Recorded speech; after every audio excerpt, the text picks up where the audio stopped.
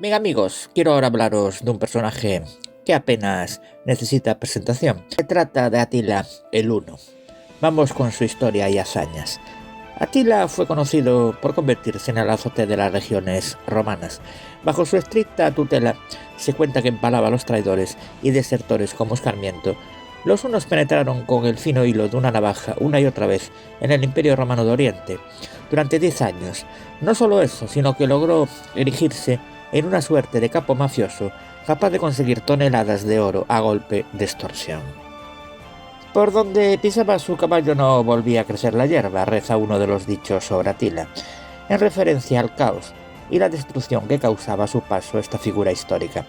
Atila fue el rey de los hunos, Hyungu, una tribu nómada de origen asiático que llegó a Europa y se extendió desde el Danubio hasta el mar Báltico y que fue un verdadero quebradero de cabeza para el Imperio Romano. Según los cronistas romanos, las invasiones de los hunos solo trajeron muerte y destrucción, encabezados por el último de sus caudillos, Atila, también conocido como el azote de Dios. Estos nómadas y bárbaros de las estepas forjaron el mayor imperio de su tiempo, extendido desde Europa central hasta el Mar Negro y desde el río Danubio hasta el Báltico.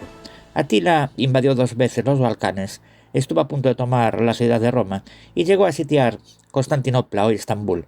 Finalmente se suele considerar que todas estas incursiones de hunos desestabilizaron el imperio e hicieron que la caída de Roma fuera inevitable. Vamos a hablar un poco de la organización de los hunos. Atila se convirtió en el gobernante de los hunos después de heredar el trono de su padre en el año 434 y asesinar a su hermano Bleda en el año 445, con quien compartía el gobierno, por así hacerlo de manera solitaria.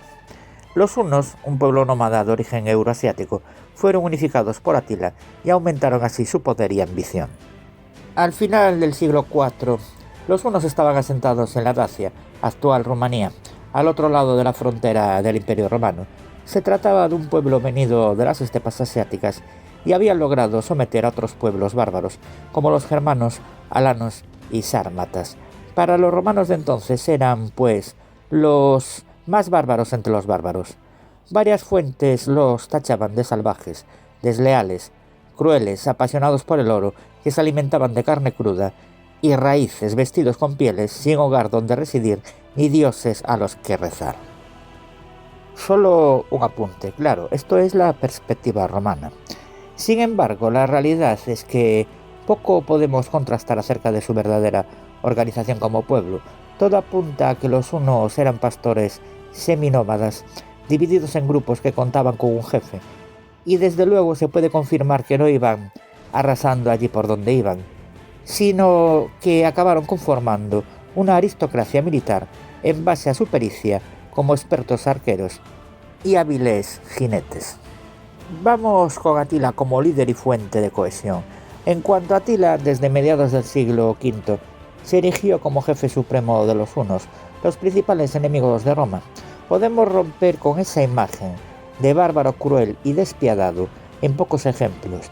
De hecho, podemos hacerlo incluso con un autor romano contemporáneo de Atila, Prisco de Panio. Fue un filósofo e historiador nacido en la Grecia bajo dominio romano. Supone la fuente más rica para sacar información sobre los hunos, ya que formó parte de una embajada enviada a la corte de Atila. En cuanto nos alejamos de la leyenda negra que rodea a Atila, de Prisco podemos leer sobre el caudillo huno. Y mucho ojo con lo que os voy a decir.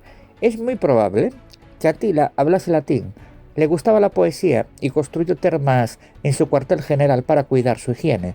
De los hombres reflexivos de los que se hizo acompañar, cabe destacar a Orestes, quien sirvió de consejero a Atila. Orestes fue el padre de Rómulo Augustulo, quien a la postre sería el último soberano del Imperio Romano de Occidente.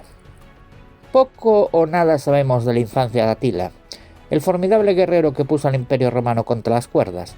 Sus primeros años permanecerán para siempre en la oscuridad de la historia, pero podemos afirmar que su padre era un poderoso noble llamado Munzuk, a la sazón hermano del rey Ruga de los hunos. Estos eran un pueblo nómada llegado a Europa sobre el año 370 desde las estepas de Asia, Con su efectiva caballería ligera y temibles arcos compuestos capaces de perforar cotas de malla, los hunos habían subyugado progresivamente a los pueblos bárbaros que se extendían más allá del Imperio Romano, dividido en Oriente y Occidente. Sus conquistas habían empujado a verdaderos ejércitos de refugiados a cruzar la frontera y guerrear contra los romanos, en una serie de invasiones bárbaras que llevaron al saqueo de Roma y a la devastación de la Galia. Ocupados en conquistar un extenso territorio al norte del Danubio y al este del Rin, los hunos colaboraron en principio con Roma como mercenarios, pero en cuanto se les acabaron los enemigos empezaron a exigir un tributo a los emperadores, que alcanzó los 158 kilos de oro durante el reinado de Ruga. Vamos con la leyenda negra de Atila, una herramienta de poder. La leyenda negra que rodea a Atila fue en muchos aspectos una herramienta que él mismo utilizó para su beneficio, al fomentar su imagen de líder despiadado. Atila pudo negociar tributos significativos de Roma, utilizando el miedo como una forma de diplomacia. Esta estrategia le permitió fortalecer su posición sin necesidad de recurrir constantemente a la guerra, demostrando una astucia política que a menudo se pasa por alto en las narrativas tradicionales. La utilización de su reputación como arma política subraya la inteligencia de Atila como líder. Al explotar las percepciones de sus enemigos, pudo manipular las circunstancias a su favor, asegurando recursos y estabilidad para su pueblo. Esta habilidad para jugar con su propia leyenda muestra que Atila no solo era un guerrero formidable, sino también un estratega con una comprensión profunda de la psicología humana y las dinámicas del poder. El anciano rey Ruga murió en el 435 y fue sucedido por sus sobrinos Veleda y Atila. Cuenta el historiador godo Jordanes que este último era arrogante en el porte, de estatura baja, ancho de pecho, de cabeza grande, ojos pequeños y nariz aplastada. Otros autores alababan su carácter austero y templado, pues al contrario que la vajilla de plata de sus generales, comía siempre en un cuenco de madera y era sumamente juicioso, clemente con los que le suplicaban perdón y generoso con los que se aliaban con él. Junto a su hermano, el nuevo rey impuso un cambio en la relación con Roma, amenazando al Imperio de Oriente con una invasión. Cuando las negociaciones fracasaron, los hunos cruzaron el Danubio en la primavera del 441. El ataque no era una simple incursión de saqueo, sino que los hunos llevaban consigo todo lo necesario para someter a las grandes ciudades que encontrarían a su paso, como Laiso, donde desplegaron arietes con cabeza de hierro, con los que los bárbaros penetraron por la parte del muro que había sido demolida, y la ciudad fue tomada, en palabras del autor contemporáneo Prisco de Pani. Según las fuentes, los hunos habían aprendido el uso de las armas de asedio en sus tiempos como aliados de Roma, y ahora las usaron contra las fortalezas de frontera, arrasando Viminancium y Margus a sangre y fuego. Tras ello, la horda de arqueros a caballos adentró en la indefensa provincia de Tracia, donde saquearon pueblos y ciudades, llevándose un ingente número de ciudadanos como esclavos. El próximo objetivo de los hermanos era nada menos que Constantinopla, la fastuosa capital de Oriente, sobre la que marcharon en enero del 442, aprovechando que sus murallas se habían hundido a causa de un terremoto.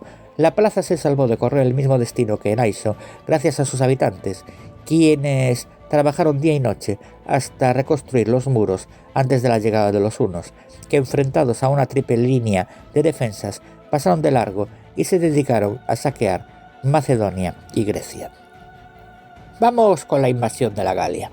Con la situación en Oriente resuelta a su favor, Atila centró entonces su atención en Occidente, muy maltratado por la masiva invasión germana del 406, que había llevado al asentamiento de pueblos bárbaros en partes de Hispania y la Galia, donde habían creado reinos como el de Tolosa.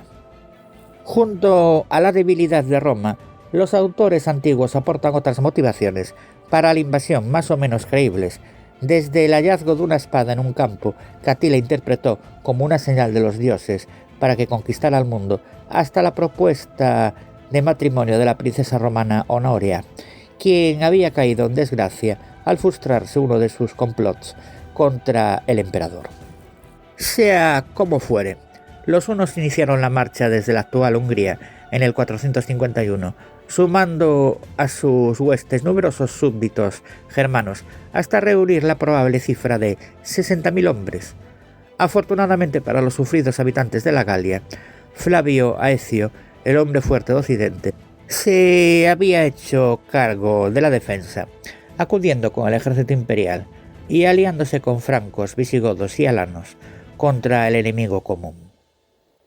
Este general había vivido en su juventud como rehén de los hunos y conocía su forma de guerrear, por lo que prefirió no presentar batalla en el Rin para reunir un ejército más numeroso con el que hacerles frente. Por ello, ciudades fronterizas como Colonia, Treveris y Metz sufrieron todo el peso de la invasión, cuando, como describe poéticamente Sidonio Apolinar, el mundo bárbaro, desgarrado por un poderoso levantamiento, dejó caer todo el norte en la Galia. La primera resistencia significativa con la que se encontró Atila fue en Aurelianorum, Orleans, plaza guarnecida por alanos aliados de Roma y equipada con imponentes murallas rodeadas de fosos y estacas.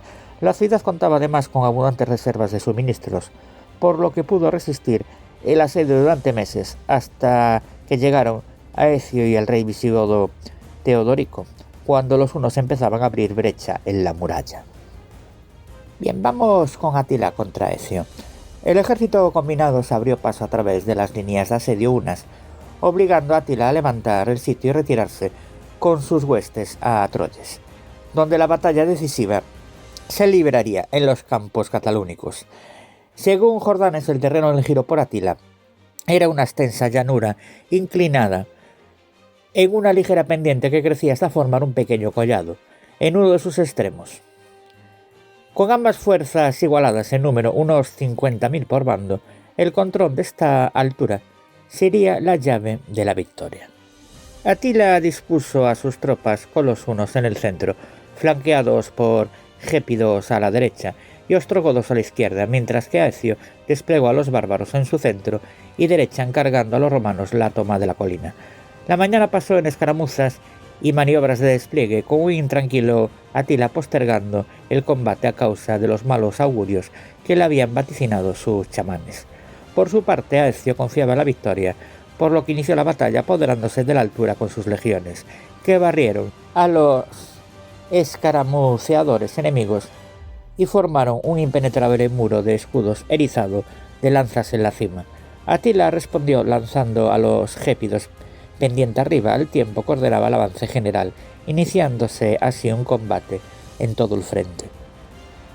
Agotados por la carrera colina arriba y diezmados por los dardos y jabalinas que les arrojaban los romanos, los gépidos fracasaron en el intento, pero en el centro los hunos abrieron paso con sus arcos y lanzas, empujando a los alanos hasta que se abrió una brecha entre ellos y los visigodos de Teodorico.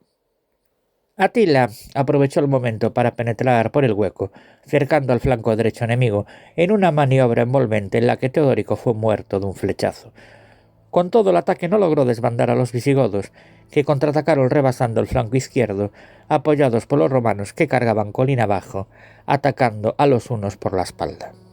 Con ambos flancos destrozados, al rey huno solo le quedaba la opción de retirarse al círculo que formaba su campamento de carretas, si no quería ser rodeado, y allí huyó al galope con lo que quedaba de su ejército. Según Jordanes, Atila pensó, en su desesperación, suicidarse en una piracha de sillas de caballo, pero al ver que los romanos no atacaban el campamento, optó por regresar al otro lado del Danubio, con unas bajas ligeramente inferiores a las 16.000 del enemigo. Aecio decidió no perseguirle. Esta decisión se revelaría un craso error cuando, tras un invierno lamiéndose las heridas, Atila encabezó una nueva invasión del Imperio Occidental, al año siguiente cruzando los Alpes hacia Italia, mientras una segunda horda invadía de nuevo la Galia. El hombre conocido por los cristianos como el flagelo de Dios, que había venido a castigarles por sus pecados, regresaba para vengarse.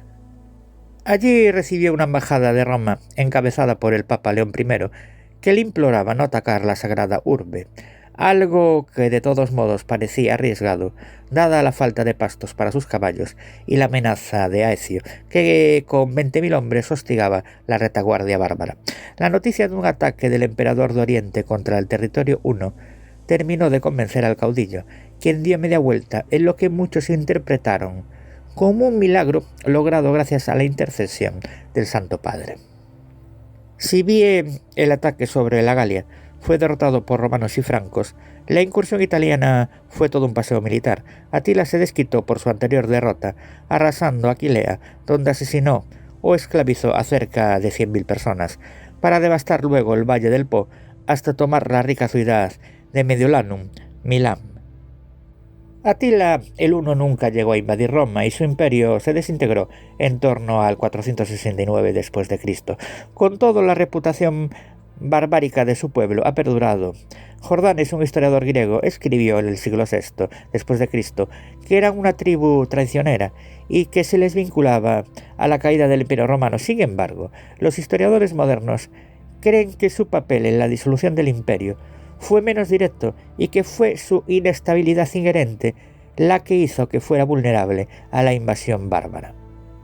Vamos con un aspecto interesante, la dualidad de Atila.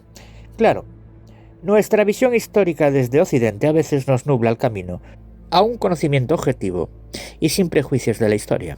Así ocurre con Atila el Huno, demonizado por sus contemporáneos romanos, una fama que ha llegado hasta nuestros días y que contrasta con otras fuentes históricas que destacan la sensibilidad del líder bárbaro y su apreciación por la cultura.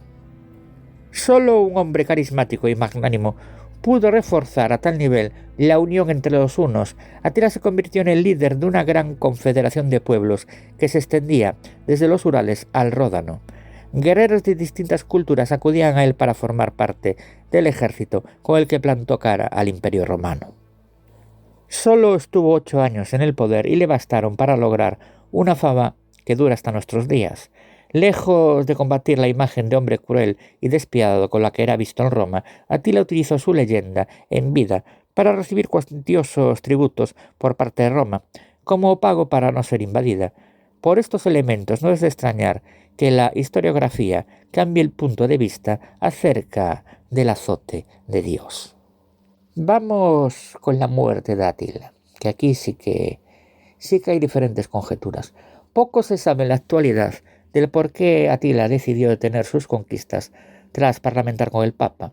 Algunos lo achacan a una intervención divina, otros a la capacidad persuasiva de León I.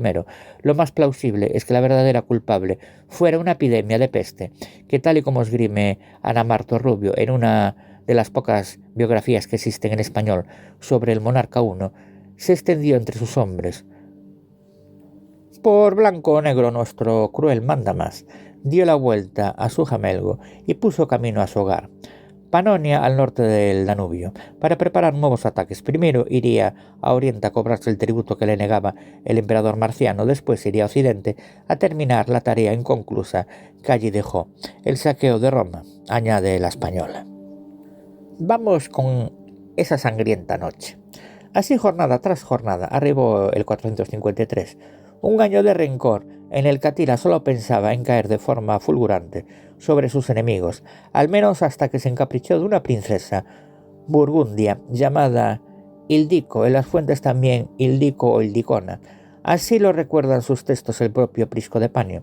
Atila, después de innumerables esposas, se casó según la costumbre de su raza, con una chica muy hermosa llamada Ildico, cosa llamativa para el cronista, pues definió al caudillo como de baja estatura, con tórax ancho, una cabeza grande, los ojos pequeños, la barba fina, la nariz aplastada y la tez oscura. Un sujeto casi demacrado que por entonces sumaba ya 47 inviernos a su espalda. Cuenta Pirisco que aquella noche en su palacio de madera, junto al río Tiza, Atila hizo algo que no solía: beber y comer hasta la extenuación.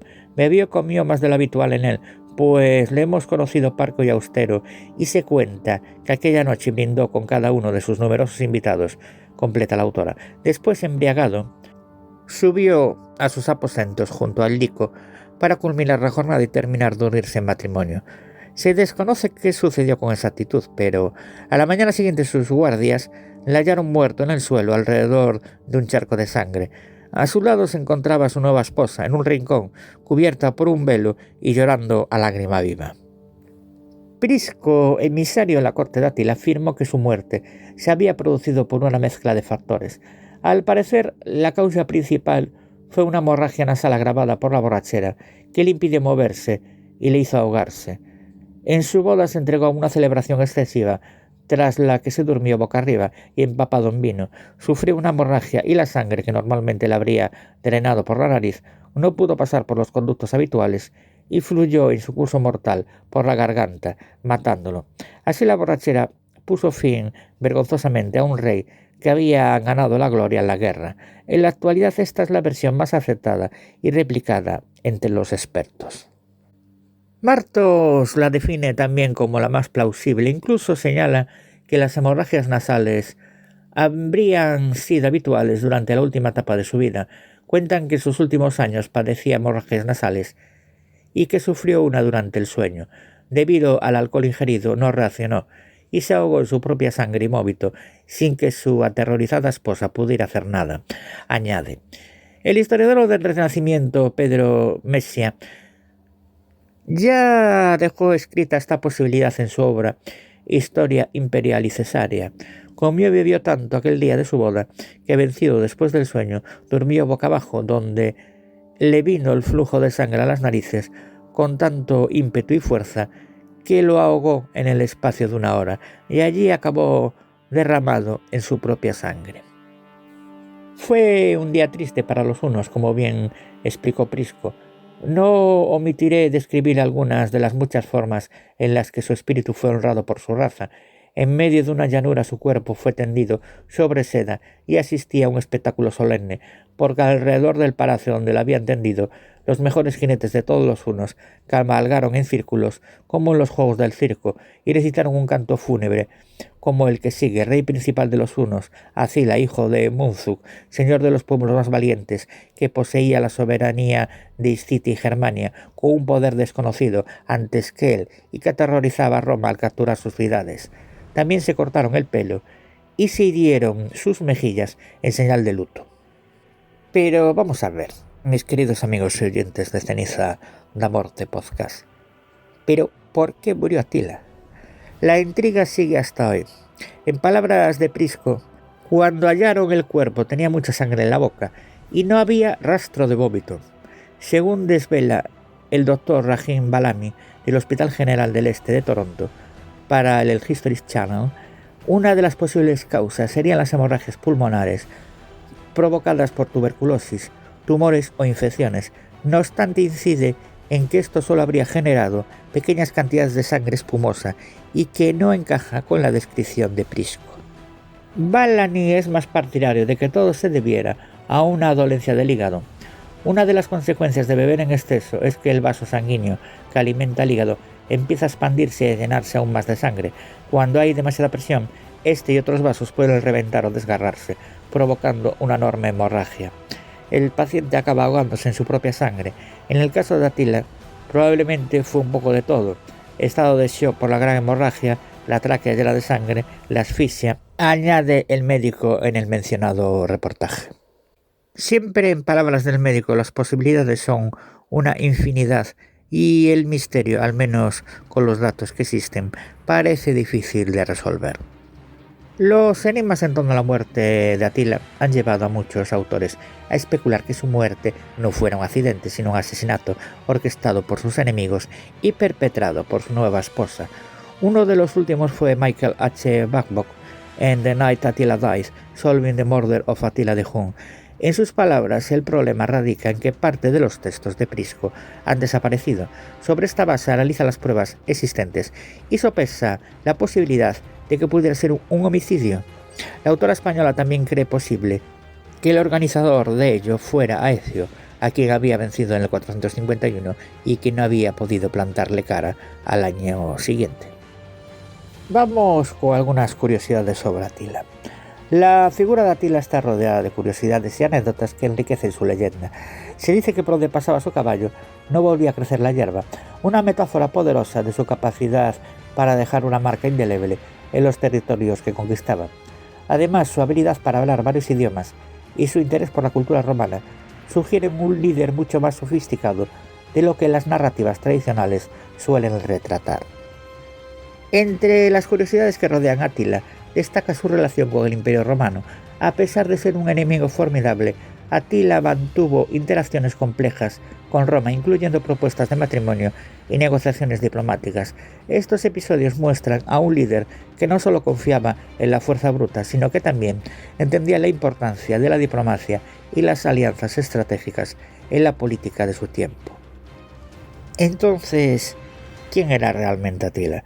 Atila el Huno fue una figura multifacética que desafía las categorizaciones simples.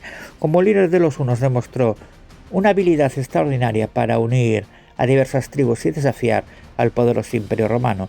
Su legado es una mezcla de mito y realidad, donde su reputación de bárbaro se entrelaza con su aprecio por la cultura y astucia política. Al explorar su vida y su impacto, es esencial reconocer la complejidad de su figura y la influencia duradera que tuvo en la historia europea. El análisis de Atila revela a un líder que supo utilizar tanto la espada como la palabra para alcanzar sus objetivos.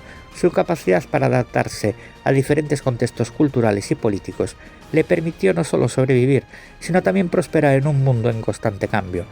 Al considerar tanto sus logros como sus defectos, podemos obtener una imagen más completa de un líder que dejó una huella indeleble en la historia y cuya influencia se siente aún hoy en día.